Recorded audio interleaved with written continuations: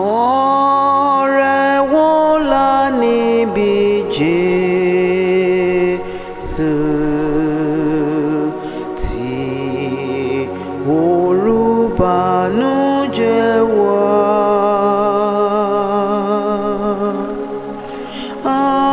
Àǹfààní wo ló pọ̀ báyìí láti máa gbàdúrà sí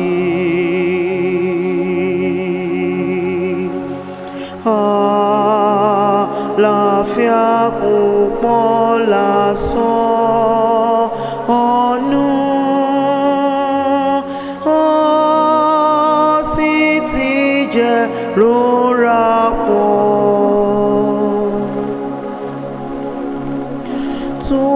Torí a kò fi gbogbo kan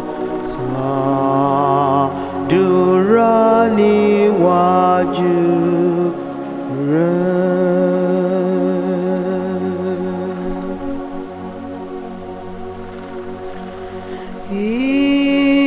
Ìdánwò á wà fún wa bí ní wàhálà bí a kò gbọ́dọ̀ sọ̀rètí nù ṣàgbàdúrà s'Olúwa. Kò sólóòtọ́ ọ̀rẹ́ bí rẹ̀ tí ó lè bá wa dárò.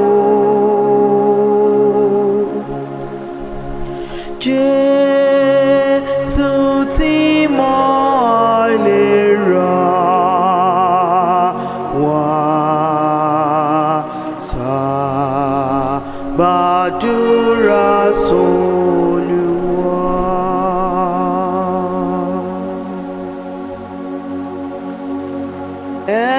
Ẹ̀rù àwọn wà lọ́rùn bí àníyàn àpọ̀ fún wa.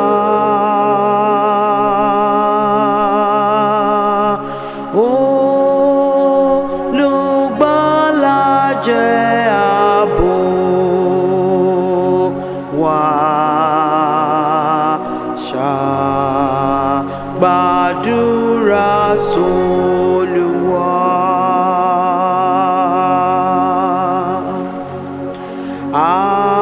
Àwọn ọ̀rẹ́ àṣà